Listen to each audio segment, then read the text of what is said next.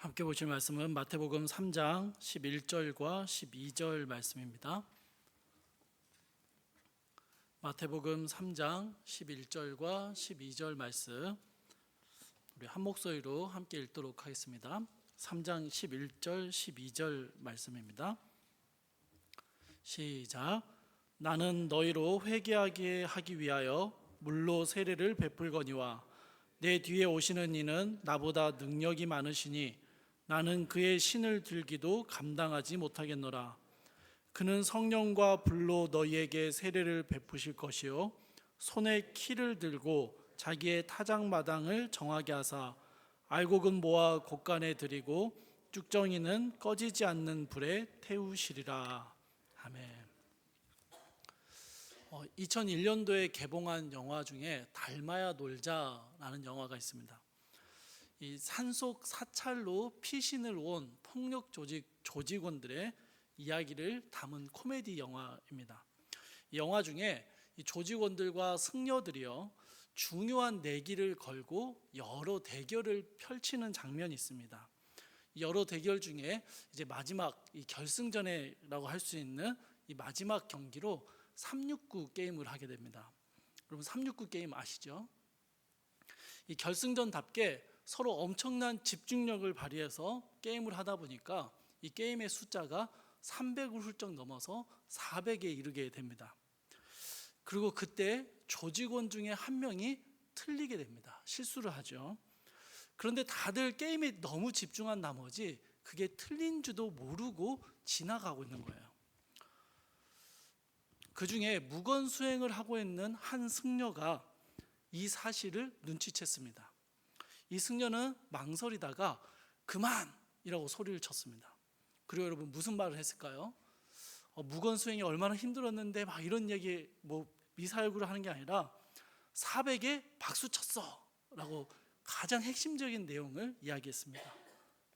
사실 이 말을 하기 위해서 긴 침묵의 시간을 깨뜨렸던 것이죠. 오늘 우리가 살펴본 세례 요한의 선포가 마치 이와 비슷합니다. 구약 말라기서 이후에 하나님께서는 긴 침묵의 시간을 가지셨습니다. 이 침묵이 끝날 즈음에 하나님께서는 세례 요한이라는 한 사람을 출생과 그 성장 과정을 직접적으로 개입하셨습니다. 그리고 세례 요한이 성장했을 때 그는 광야에 머물며 또한 침묵의 훈련을 받아야 했습니다. 그리고 때가 되어 드디어 세례 요한이 역사의 전면에 등장하게 되었을 때 그가 외친 말이 무엇입니까? 회개하라, 천국이 가까이 왔느니라 였습니다. 어머니의 뱃속에서부터 자신의 사명을 잘 알고 있었던 세례 요한이 광야의 시간 동안 그 마음에 계속 쌓아두고 있었던 하나님의 사명, 하나님이 주신 그 말씀, 그게 가장 먼저 튀어나온 게 회개하라, 천국이 가까이 왔느니라 였다는 것이죠. 몇 주 전에 우리는 회개하라라는 말씀의 의미를 좀 살펴보았습니다.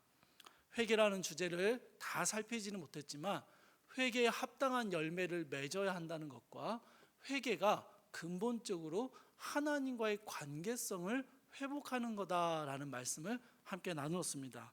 여러분 기억하시죠?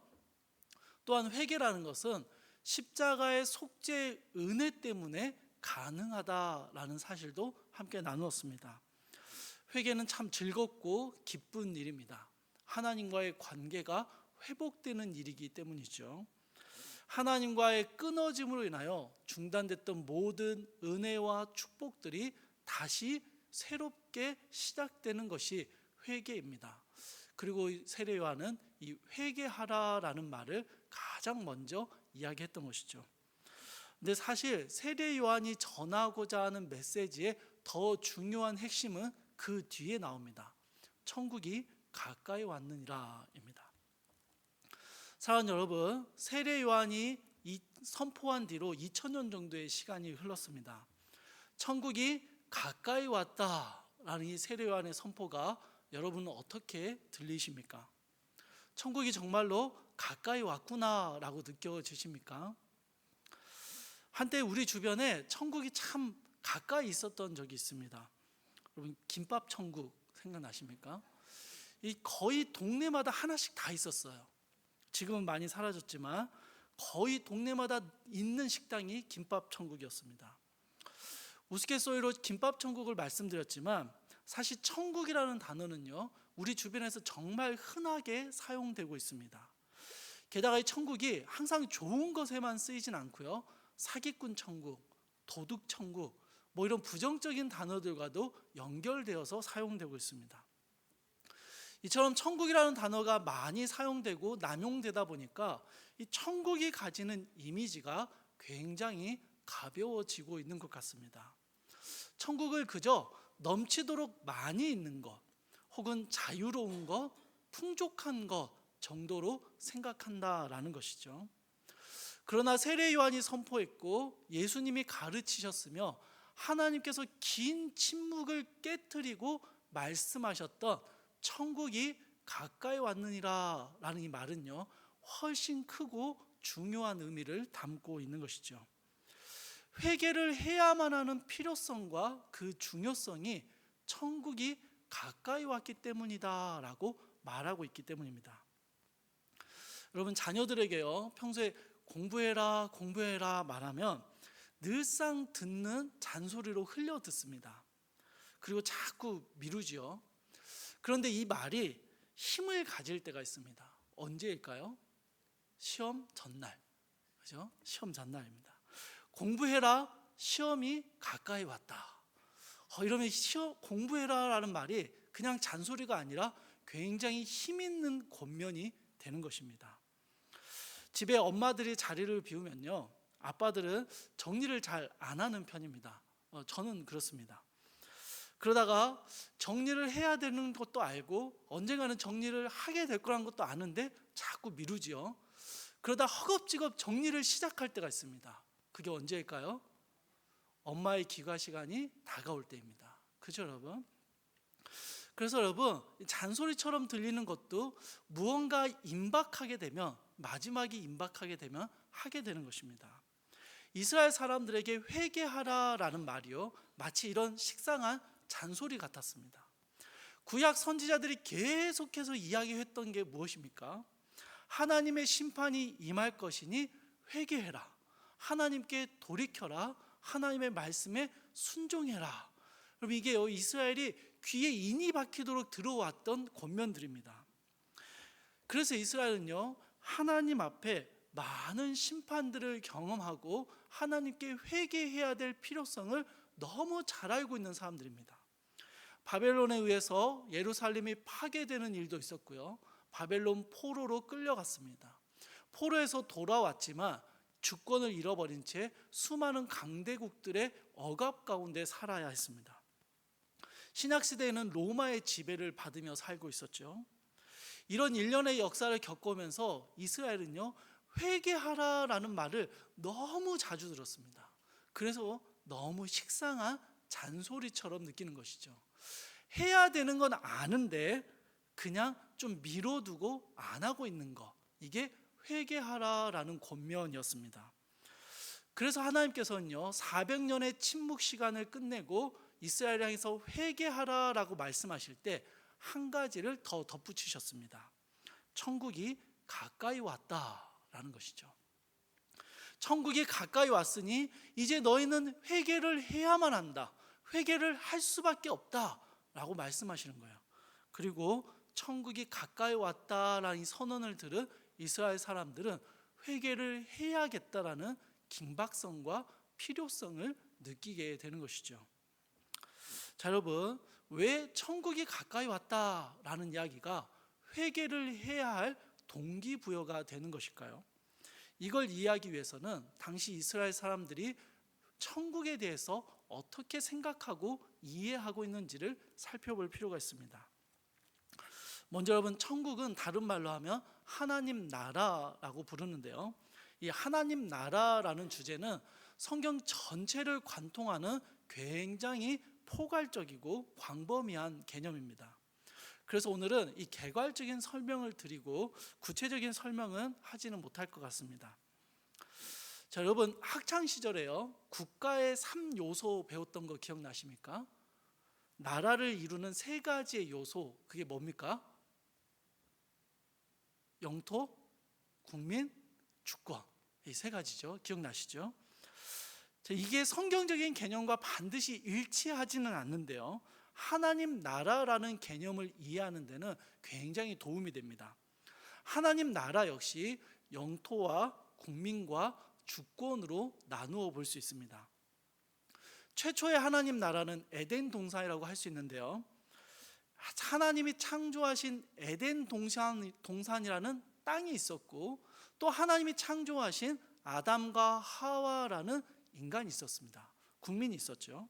그리고 그 에덴 동산에서 아담과 하와는 하나님의 명령에 순종하는, 하나님의 통치를 받는 삶을 살았습니다. 그런데 여러분, 어떤 일이 일어납니까? 불순종함으로 이 하나님의 통치하심이 깨어지는 일이 일어납니다.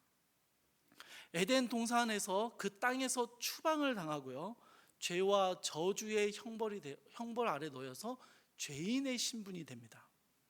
물론 이 상황에서도 온 세상을 통치하시는 하나님의 이 주권은 조금도 훼손되지 않습니다. 다만 하나님의 백성으로서의 인간이 하나님이 주신 축복의 땅에서 하나님의 통치에 순종하며 살아가는 이 하나님 나라의 개념이 깨어지게 되는 것입니다. 이제 시간이 흘러서 아브라함이 우상을 섬기며 살 때 하나님이 그를 불러내셨습니다. 불러내시면서 아브라함에게 이런 소명을 주시죠. 창세기 12장 1절과 2절 말씀입니다. 여러분, 이걸 보시면요, 아브라함에게 주신 약속을 보시면 땅을 약속하십니다. 그리고 민족을 약속하시죠. 땅과 민족이 나옵니다. 그리고 하나님께서 아브라함에게 이런 약속을 하시면서 너의 친척, 고향, 아비집을 떠나라 라고 말씀하시고, 너를 내가 인도하겠다라고 말씀하실 때 이 안에 하나님의 주권과 하나님의 통치하심이 드러나는 것이죠.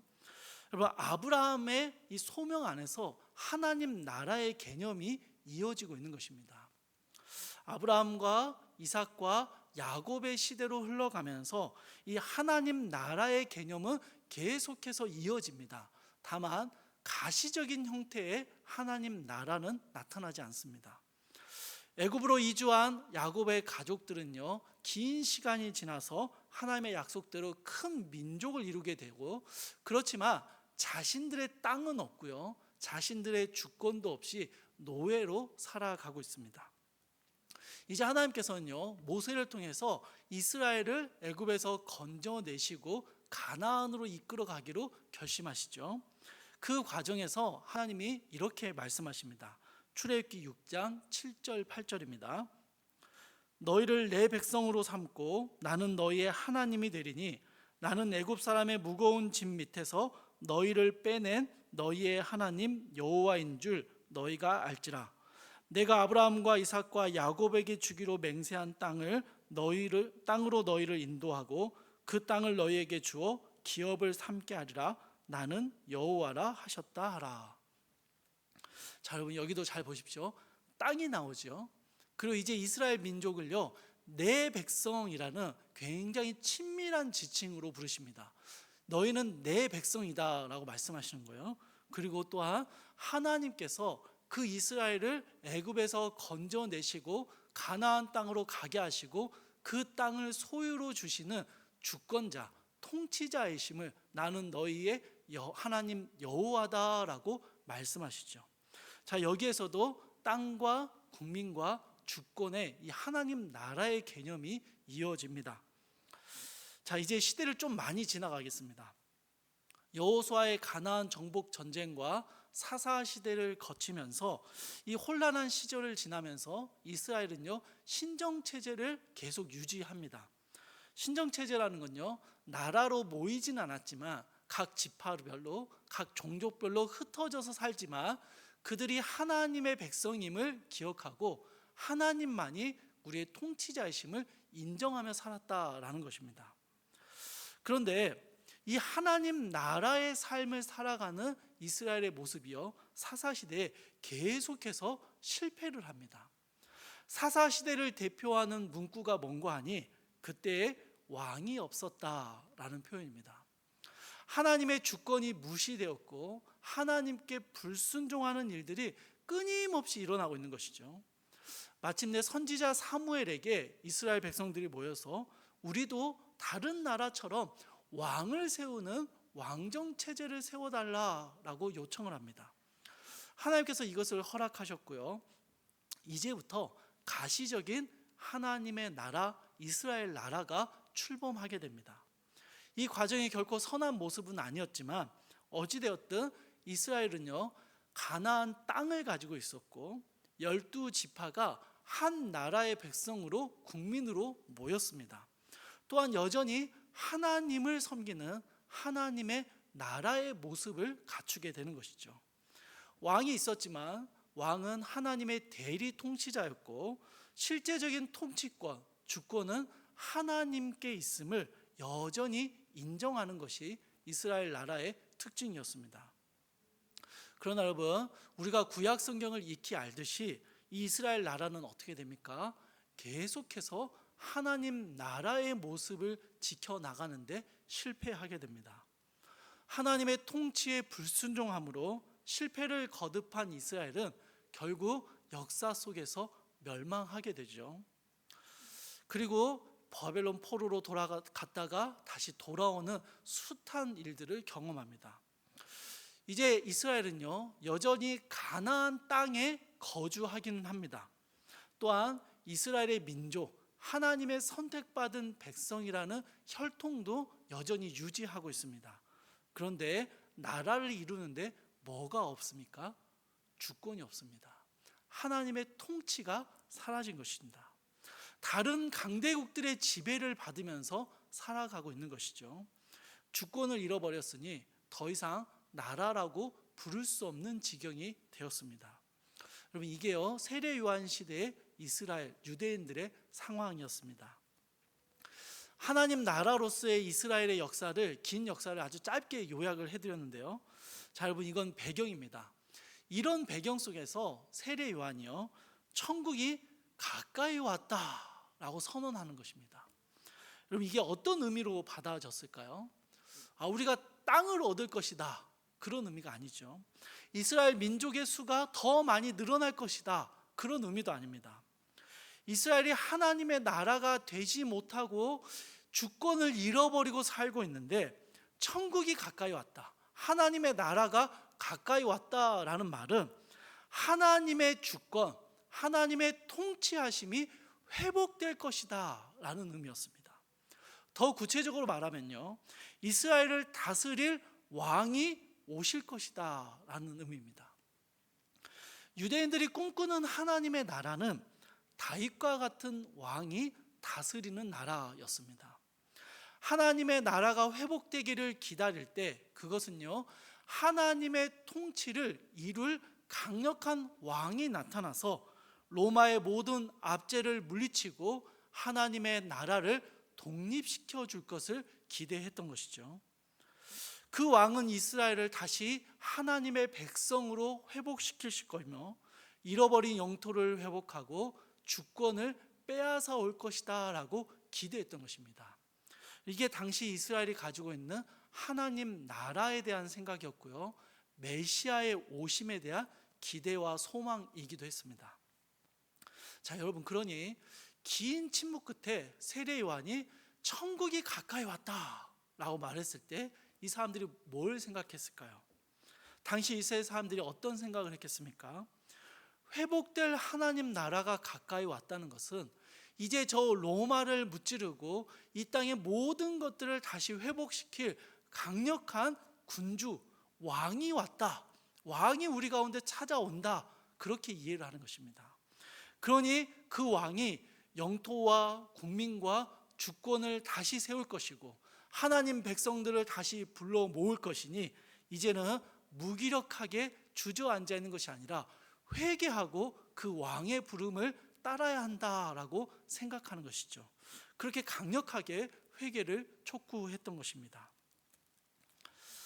여러분, 세례 요한도 하나님 나라에 대한 이 보편적인 이스라엘의 생각을 잘 알고 있었고, 그래서 자신은 회개하게 하기 위해서 물로 세례를 베풀지만 뒤에 오시는 이 메시아는 성령과 불로 세례를 베풀이라 라고 이야기합니다. 물은 더러운 것을 씻어내주는 일시적인 의미를 가지고 있는데요, 반면에 불은 불순물을 태워버리는 완전함을 의미합니다. 그러니 새로 오는 왕은요, 일시적으로 이스라엘을 돌보는 그런 왕이 아니라 이스라엘을 불로 태워서 완전하게 세울 그런 왕이다라는 것이죠. 여러분 12절 말씀을 다시 한번 보십시오. 손에 키를 들고 자기의 타작마당을 정하게 하사 알곡은 모아 곳간에 들이고 쭉정이는 꺼지지 않는 불에 태우시리라. 세례 요한은 메시아가 오셔서 자기 타작마당을 정하게 하신다라고 이야기합니다. 무슨 얘기입니까? 하나님 나라의 영토를 회복하신다라는 말이죠. 알곡은 모아서 곳간에 들이고 쭉정이는 꺼지지 않는 불에 태워버립니다. 여러분 이건 어떤 의미일까요? 이스라엘 민족이라고 다 하나님의 나라의 백성이 되는 게 아니다는 거예요. 알곡만, 하나님 나라 백성에 합당한 자들만 하나님의 곳간에 들이고 나머지는 그렇지 않은 이들은 불에 태워 심판하겠다라는 것입니다. 하나님 나라의 백성의 회복과 영토의 회복을 이야기하는 것이죠. 그리고 그것은 주권적인 심판으로 이루어진다라고 이야기하는 것입니다. 이 모든 것들을 결정하고 기준을 삼고 알곡과 쭉정이를 가르는 모든 결정이 하나님의 주권, 메시아의 주권으로 이루어진다라고 말을 하고 있는 것입니다. 여러분 이 모든 일들이 언제 일어난다고요? 예수 그리스도가 이 땅에 오심으로 일어난다라는 것입니다. 천국이 가까이 왔다라는 선언은요, 예수 그리스도가 이 땅에 오셨다라는 선언이었고요, 하나님 나라가 회복된다라는 의미였으며 그분이 오셔서 통치하시고 심판하신다라는 의미였던 것입니다. 그리고 그분의 오심 앞에, 왕의 귀환 앞에 우리가 할 수 있는 일은 오직 그의 은혜를 바라며 회개하는 것뿐이다 라고 말하는 게 세례 요한의 이야기였던 것이죠. 주 안에서 사랑하는 성도 여러분, 세례 요한이 천국이 가까이 왔음을 선포하고요, 우리 주님이 이 땅에 오신 지 2000년의 시간이 흘러갔습니다. 자, 여러분 다시 한번 질문하겠습니다. 여러분은 지금 천국을 가까이 느끼고 계십니까? 하나님 나라가 이 땅에 이루어져 있는 게 맞나요? 여러분 혹시 이런 문구를 들어보신 적이 있으십니까? 예수는 하나님의 나라를 선포했는데 이 땅에 온 것은 교회였다. 카톡 프로필에 넣을 만한 좀 멋진 문구 같은데요, 사실은 이 문구는 본래 교회를 비아냥거리는 말이었습니다. 예수 그리스도가 위대한 하나님의 나라를 선포했는데 그 나라가 어디 있냐? 이 땅에 온 것은 겨우 교회다. 교회의 모습을 봐라. 이게 너희가 말한 그 하나님 나라냐? 이런 비아냥이었습니다. 그리고 교회가 가지는 연약함과 이 부정함을 볼 때 이런 비아냥거림에 쉽사리 당당하게 대답할 수 없었던 것이죠. 예수님이 오시고 정말 긴 시간이 흘렀습니다. 그런데 여러분 천국은요 아직도 가까이 오고 있는 중인 것 같습니다. 예수님이 생각하는 가깝다라는 의미가 우리가 기대하는 가까움과는 너무 먼 차이가 있는 것 같습니다.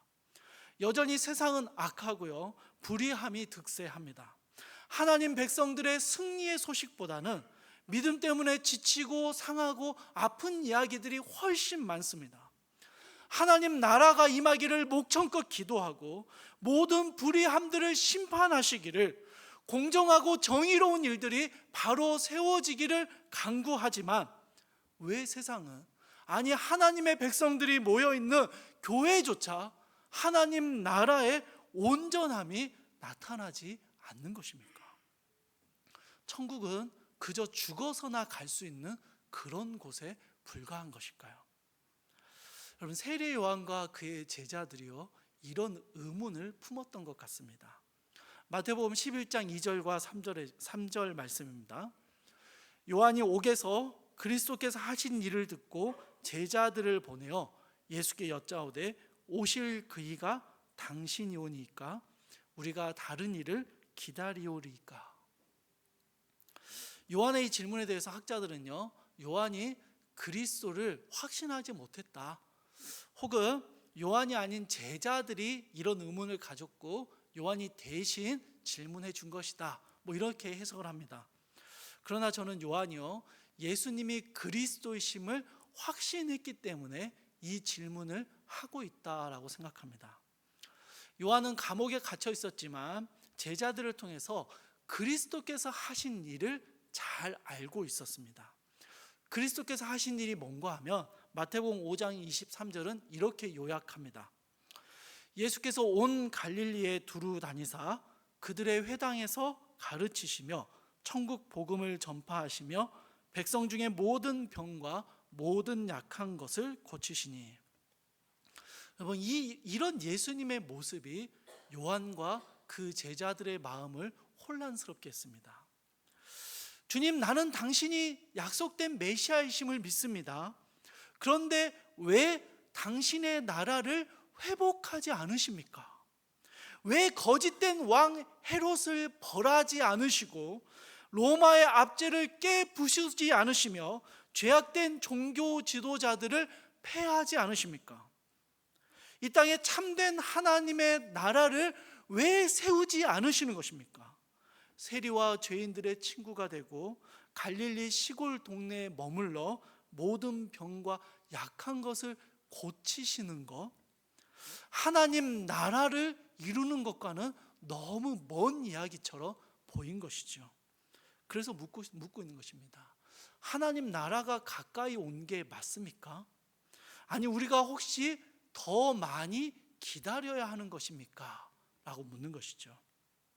요한은요, 예수님이 그리스도이심을 믿기에 답답한 심정을 들고 예수님께 질문하고 있는 것입니다. 하나님 나라에 대한 우리가 가진 이 답답한 질문과 동일한 것이죠. 이제 여러분, 예수님의 대답을 한번 들어보십시오. 11장 4절에서 6절입니다. 예수께서 대답하여 이르시되 너희가 가서 듣고 보는 것을 요한에게 알리되 맹인이 보며 못 걷는 사람이 걸으며 나병 환자가 깨끗함을 받으며 못 듣는 자가 들으며 죽은 자가 살아나며 가난한 자에게 복음이 전파된다 하라. 누구든지 나로 말미암아 실족하지 아니하는 자는 복이 있도다 하시니라. 아멘. 자, 여러분, 속 시원한 답변을 얻으셨습니까? 아니죠. 막 물 없이 밤고구마 먹는 그런 느낌이에요. 아니, 그냥 내가 맞다, 나 메시아다, 내가 그리스도고 내가 이룰 하나님의 나라는 이런 건데 내가 이룰 거야, 조금만 기다려라, 곧 할 거야, 이렇게 속 시원하게 대답해 주시면 좋겠는데 예수님의 대답은요, 늘 아리송합니다. 그래서 답답합니다. 그런데 여러분, 우리만 어렵지 세례 요한이나 그 제자들은요, 이 대답을 듣고 이해를 했습니다. 이해를 했어요. 여러분, 예수님의 이 말씀들은요, 이사야서에 기록되어 있는 메시아에 대한 예언들을 인용한 말씀인데요, 메시아에 대한 그 예언들이 나를 통해서 성취되었다라고 말씀하시는 거예요. 하나님 나라는 분명 모든 대적자들을 멸하고 심판하는 강력함을 가지고 있습니다. 그러나 예수님이 이 땅에 오셔서 보여주시는 하나님의 나라의 모습은요, 그 나라의 백성들을 모으는 데 관심이 있습니다. 맹인, 안진뱅이, 나병 환자, 기머거리, 죽은 자, 가난한 자, 이들은요, 유대 사회 안에서 하나님의 축복에서 제외된 이들로 간주되었던 사람들입니다. 쭉정이들입니다. 쭉정이들이에요. 그런데 주님이 오셔서 뭘 하시는 겁니까? 이 쭉정이들을 회복시키시는 거예요. 이들도 예수 그리스도로 말미암아 하나님 나라의 백성이 되었다라는 천국 복음을 전파하시는 것입니다. 십자가로 확증해 주시는 거예요.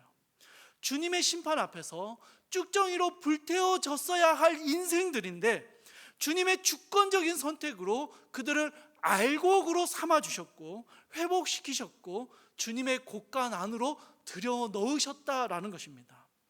이게 주님이 전하신 천국 복음이었습니다. 주님이 이 땅에서 이루신 하나님의 나라의 모습이었어요. 예수 믿어서 복 받고, 예수 믿어서 일이 잘 풀리고, 예수 믿어서 건강해지고, 예수 믿어서 세상에서 잘 되는 것, 이게 우리가 바라는 천국의 모습일지도 모르겠습니다. 그런데 우리가요, 우리 안에 가까이 오신 하나님의 나라를 이렇게만 이해한다면 우리는 곧바로 낙심하고 실족하게 될 것입니다. 정말 그렇지 않거든요. 물론 하나님 나라의 최종적인 완성은 모든 불의를 심판하시고 하나님의 온전한 통치가 이루어지는 형태로 임할 것입니다. 반드시 그렇게 될 것입니다. 우리 주님이 다시 오시는 그날 그렇게 될 것입니다. 그러나 그때까지 하나님의 나라가 아직 오지 않은 것은 아닙니다. 예수님께서 인간의 몸을 입고 이 땅에 오시고 십자가에 달려 죽으심으로 이미 하나님의 나라가 우리 가운데 임했음을 선언하셨습니다. 이미 임한 하나님의 나라에서는요, 죽음의 형벌만을 기다리는 쭉정이 같은 인생들이 알곡이 되게 하는 놀라운 구원의 은혜가 있습니다. 그 어떤 인생도 우리 주 예수 그리스도의 십자가 아래서 회복될 수 있다라는 놀라운 선언이 있습니다.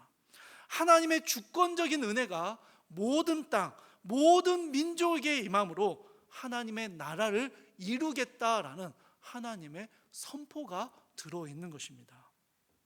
예수 그리스도의 주권적인 은혜로 말미암아 우리가 바로 이 나라에 들어가게 되었다라는 것을 선언하신 것이죠.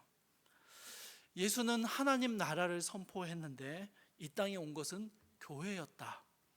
우리를 참 부끄럽게 만드는 비아냥거리는 소리들입니다. 그런데 우리 신앙의 선배들은요, 이 비아냥거림이 도리어 이미 임한 하나님 나라의 영광을 드러내는 것이다 라고 생각했습니다. 맞다, 우리는 하나님의 백성이라 부르기에 정말 자격 없는 자들이다. 우리는 쭉정이다. 교회는 여전히 악하고 연약하고 불의함과 부패가 있으며 시기와 다툼과 분쟁으로 신음한다. 그런데 그런 우리가 예수 그리스도의 십자가의 은혜로 하나님의 백성이 되고 고침을 받고 정결하여지는 것, 그래서 하나님의 나라가 되는 것, 그것이 하나님 나라의 영광이다 라고 이야기했던 것이죠. 이미 임한 하나님의 나라, 이미 임한 십자가의 은혜, 이미 임한 성령의 거룩하게 하심으로 쭉정이 인생들이 하나님의 곳간에 들어가는 알곡으로 변화되어지는 것. 여러분, 이것이요 세례 요한이 선포했고 예수님이 가르치셨던 하나님 나라의 모습이었던 것이죠. 주 안에서 살아가는 성도 여러분, 이 영광스러운 하나님의 나라가 우리 가운데 이미 임했습니다. 세례 요한 당시 유대인들이 기대했던 것처럼, 혹은 우리가 지금도 기대하고 있는 것처럼 세상의 불의와 억압을 완전히 멸하고 하나님의 온전하신 통치만이 이루어지는 그런 완성된 하나님의 나라는 아직 아닙니다. 우리 신앙의 선배들은요, 우리가 살아가는 하나님 나라의 삶을 이렇게 표현했습니다. 이미 왔으나 아직 오지 않은 하나님의 나라. 참 멋지죠? 멋진 말로 표현했어요. 그러면서 십자가의 은혜로 하나님의 백성이 된 우리는 이미 임한 하나님 나라에서 완성될 하나님 나라를 바라보며 살아간다라고 이야기했습니다. 사랑하는 여러분, 우리는 그런 삶을 살아갑니다. 우리는 삶의 자리에서 하나님의 나라를 선포하고 기다리며 살아갑니다. 쭉정이 같은 인생도 알곡이 되게 하시는 십자가의 은혜를 증거합니다. 하나님이 다스리는 나라, 하나님의 임재가 이루어지고 하나님을 예배하고 하나님의 사랑이 경험되어지는 나라, 부족하고 연약한 교회가 하나님의 나라가 되는 이 영광의 은혜를 노래하며 살아가는 것입니다. 사랑하는 여러분, 우리의 삶은요 여전히 아프고 버겁고 슬픔이 있을 것입니다. 믿음으로 살다 보면 많은 시련과 고난을 반드시 만나게 될 것입니다. 그럴 때 여러분, 우리는 낙심하거나 실족하지 않습니다. 왜냐하면요, 우리가 이미 임한 하나님 나라에 살고 있음을 알기 때문입니다. 주님이 이미 우리의 왕이 되셨으며 주님의 통치가 우리의 삶 가운데 이루어지고 있음을 믿기 때문이에요. 여전히 우리는 이 땅에 발을 붙이며 살고 있지만 하나님 나라의 시민권을 가진 자로서 하나님의 은혜 안에서 하나님 나라의 삶을 살아가고 있기 때문입니다. 주 안에서 사랑하는 성도 여러분, 우리가 이런 존재들임을 기억하십시오. 이미 임한 하나님의 나라가 우리 가운데 있으며 우리는 그 나라의 삶을 살아가며 그 나라에서 완성될 하나님의 나라를 바라보며 살아가고 있습니다. 이 하나님 나라의 시민권을 가진 자로서 하나님의 은혜 가운데 하나님 나라의 삶을 살아가시기를 주님의 이름으로 축복합니다.